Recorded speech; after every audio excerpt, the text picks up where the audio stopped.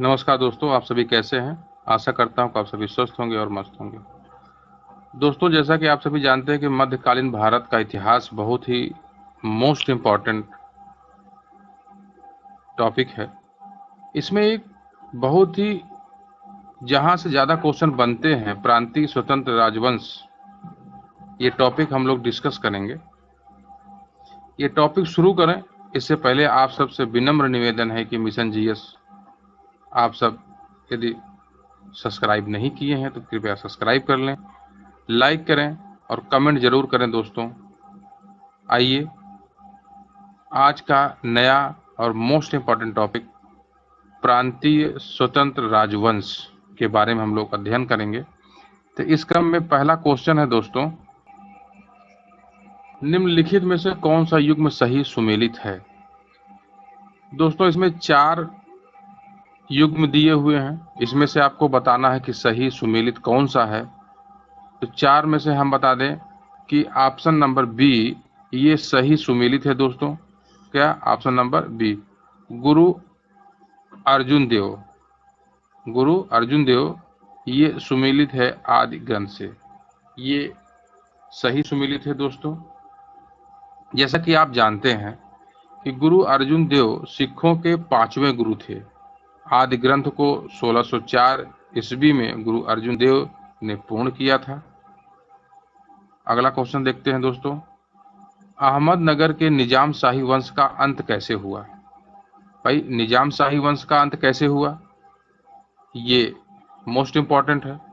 तो ये 4 ऑप्शन दिए हैं दोस्तों, 4 ऑप्शन में से आपको बताना है कि सही ऑप्शन कौन सा है। तो इसका सही ऑप्शन है ऑप्शन नंबर ए, अहमदनगर को मुगल साम्राज्य में मिलाकर हुसैन शाह को आजीवन कारावास दिया गया था। दोस्तों, तो इसका ऑप्शन नंबर ए सही है। दोस्तों, इसके बारे में यदि हम कुछ फैक्ट्स की बात करें कि प्रांतीय स्वतंत्र राजवंश क्या फैक्ट्स हैं, तो जो निजाम शाही वंश की स्थापना ये जुन्नार में, आप देख रहे हैं, ये जुन्नार में मलिक अहमद ने 1490 ईस्वी में की थी। कब की थी दोस्तों? 1490 ईस्वी में की थी। लेकिन 1449 ईस्वी में मलिक अहमद ने अहमदनगर की स्थापना भी की और उसे अपनी राजधानी बनाया। अहमदनगर की स्थापना करके उसे अपनी राजधानी बना लिया। कब? 1494 ईस्वी में। अगला क्वेश्चन देखते हैं, जब राजा ओडियार ने मैसूर राज्य की स्थापना की तब विजयनगर साम्राज्य का शासक कौन था, ये आपको बताना है। क्वेश्चन नंबर 3 है दोस्तों कि विजयनगर साम्राज्य का शासक कौन था। इसका सही ऑप्शन होगा ऑप्शन नंबर डी, वेंकट द्वितीय। कौन है दोस्तों? वेंकट द्वितीय।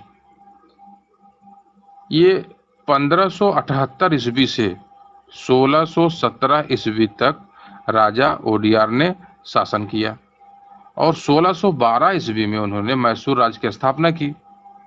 इस समय विजयनगर में वेंकट द्वितीय का शासन था। दोस्तों, अगला क्वेश्चन देखते हैं।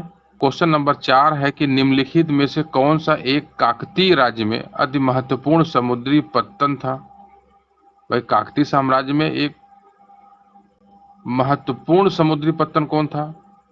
4 ऑप्शन दिए गए दोस्तों, 4 ऑप्शन में आपको बताना है। तो सही ऑप्शन है ऑप्शन नंबर बी, मोटूपल्ली। क्या दोस्तों? मोटूपल्ली।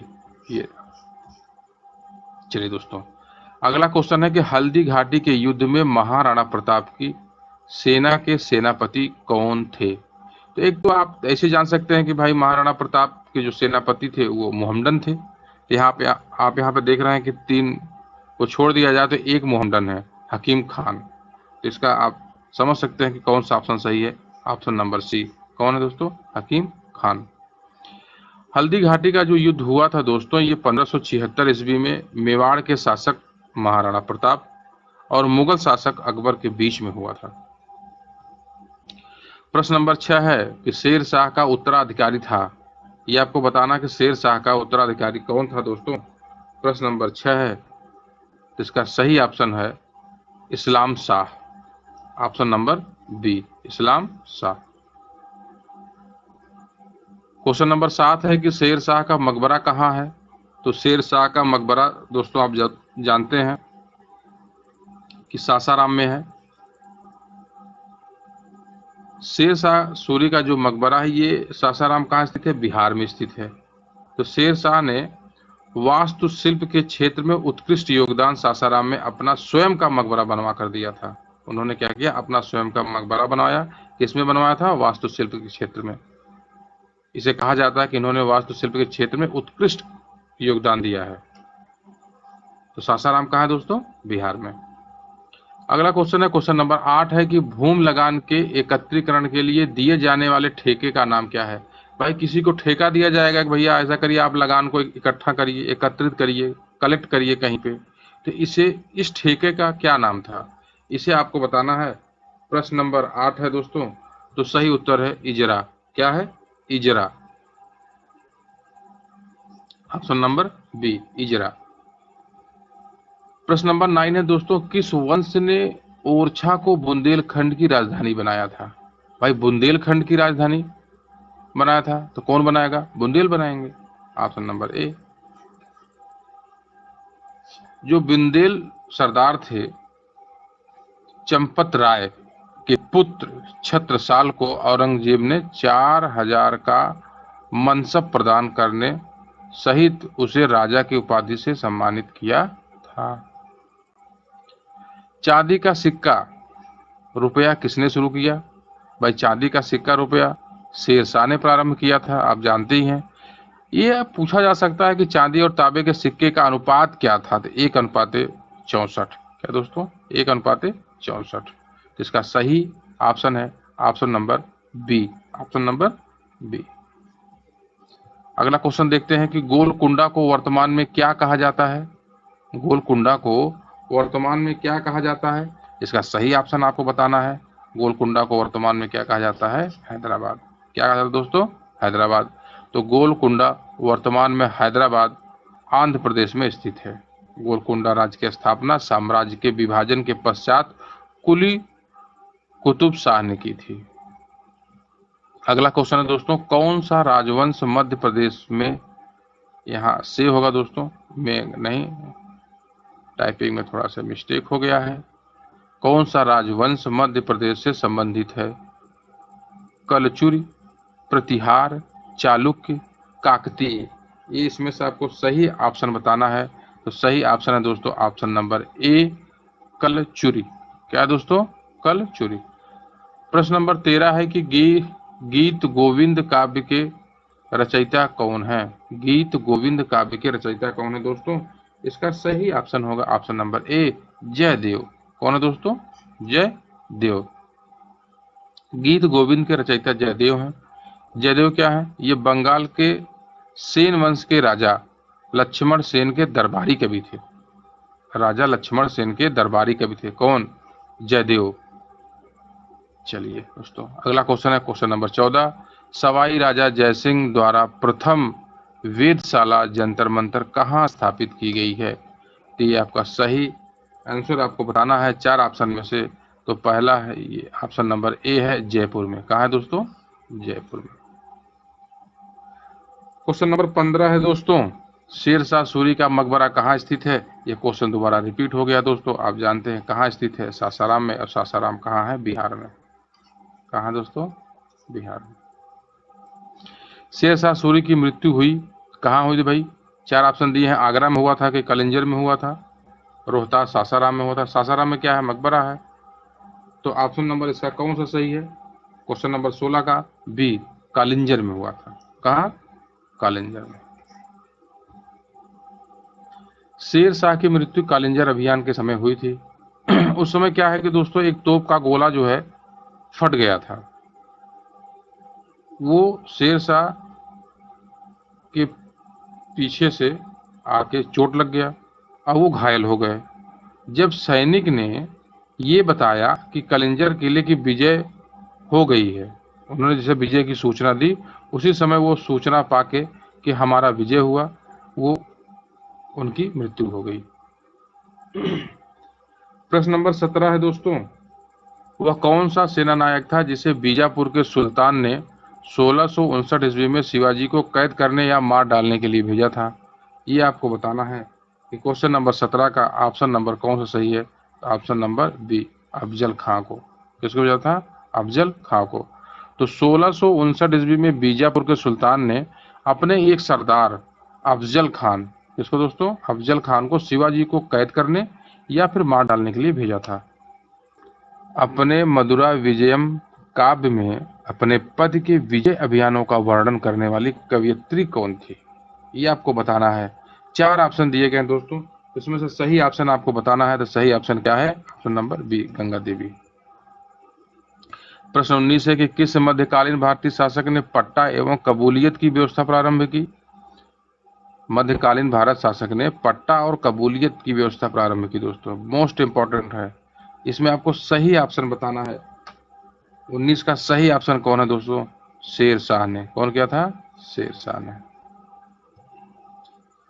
शेर शाह सूरी ने पट्टा और कबूलियत की व्यवस्था प्रारंभ की थी। प्रत्येक किसान को सरकार की ओर से एक पट्टा दिया जाता था उस वक्त। क्वेश्चन नंबर 20 है कि मुगलों एवं मेवाड़ के राणा के मध्य चित्तौड़ की संधि किस शासक के शासन में हस्ताक्षरित हुई? अकबर, जहांगीर, शाहजहां, औरंगजेब। इसका सही ऑप्शन होगा बी, क्या है? जहांगीर। 21 है निम्नलिखित शासकों में से किसने विदेशों में आधुनिक रीति पर दूतावासों की स्थापना की थी? इसका 4 ऑप्शन में से सही ऑप्शन है टीपू सुल्तान ने की थी। कौन किया दोस्तों? टीपू सुल्तान ने किया था। टीपू सुल्तान ने आधुनिक नीति पर दूतावासों की स्थापना की थी। 22 है भारतीय गौरव यश का अंतिम सूर्य किसके लिए प्रयुक्त किया गया?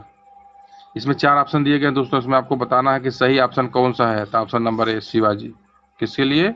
शिवाजी। एक इतिहासकार थे जदुनाथ सरदार, इस सरकार ने छत्रपति शिवाजी को अपने लेख में भारतीय गौरव यश का अंतिम सूर्य कहा था दोस्तों। हेमचंद्र हेमचंद्र विक्रमादित्य भारतीय इतिहास में किस नाम से जाने जाते हैं? भारतीय इतिहास में किस नाम से जाने जाते हैं दोस्तों? 4 ऑप्शन है, 4 ऑप्शन में से कौन सा सही है? तो ऑप्शन नंबर डी सही है दोस्तों। हेमू के नाम से जाने जाते हैं। आपको बता दें कि हेमचंद्र विक्रमादित्य को हेमू के नाम से भी जाना जाता था। हेमू और अकबर के बीच में पानीपत की द्वितीय लड़ाई 1556 ईस्वी में हुई थी और 1527 में खानवा का युद्ध राणा सांगा और बाबर के बीच में भी हुआ था।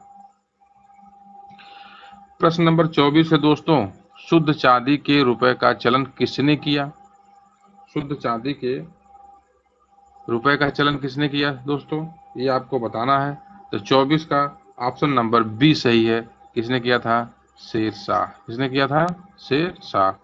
अगला क्वेश्चन है कि मेवाड़ का वह कौन सा मशहूर शासक था जिसने अचलगढ़ के किले की मरम्मत करवाई दोस्तों? तो अचलगढ़ के किले की मरम्मत किसने कराई थी? ऑप्शन नंबर बी है महाराणा कुंभा। किसने कराई थी दोस्तों? महाराणा कुंभा। प्रश्न नंबर 26 है कि महाराणा सांगा ने इब्राहिम लोदी को किस युद्ध में परास्त किया था? तो किस युद्ध में परास्त किया था दोस्तों, ये आपको बताना है। इसका सही ऑप्शन होगा खतौली का युद्ध। कहाँ दोस्तों? खतौली का युद्ध। महाराणा सांगा और इब्राहिम लोदी के बीच में खतौली का युद्ध हुआ था 1518 ईस्वी में। इस युद्ध का कारण जो है मालवा पर अधिकार को लेकर था। इस युद्ध में राणा सांगा की जीत हुई थी दोस्तों। पृथ्वीराज विजय का लेखक कौन था दोस्तों? ये आपको बताना है कि पृथ्वीराज विजय का लेखक कौन था। तो जयानक। ऑप्शन नंबर सी सही है। कौन है? जयानक। ये पृथ्वीराज विजय एक प्राचीन संस्कृत ग्रंथ है। वर्ष 1191 से 93 के बीच में इस ग्रंथ की रचना कश्मीरी पंडित जयानक ने की थी। इस ग्रंथ के माध्यम से पृथ्वीराज तृतीय के विषय में जानकारी मिलती है दोस्तों। अगला क्वेश्चन है, क्वेश्चन नंबर 28 है कि निम्नलिखित में से किसने खंभात में तोड़ी गई मस्जिद के पुनर्निर्माण के लिए आर्थिक सहायता प्रदान की थी दोस्तों? इसमें आपको सही ऑप्शन बताना है जय सिंह सिद्धराज। कौन है दोस्तों? Jai Singh Siddhraj. Option number B सही है दोस्तों। लास्ट क्वेश्चन है दोस्तों, इनमें से किस कर व्यवस्था को बंदोबस्त व्यवस्था के नाम से भी जाना जाता है? 4 ऑप्शन दिया गया दोस्तों, इसमें से सही ऑप्शन आपको बताना है। Option number A, B, C, D. तो सही है जप्ती। क्या है? जप्ती। आज का क्वेश्चन दोस्तों कैसा रहा, इसके बारे में आप मुझे कमेंट करके जरूर अवगत कराइए। अगले वीडियो के लिए आप सबको तब तक नमस्कार, बहुत बहुत ढेर सारी शुभकामनाएं।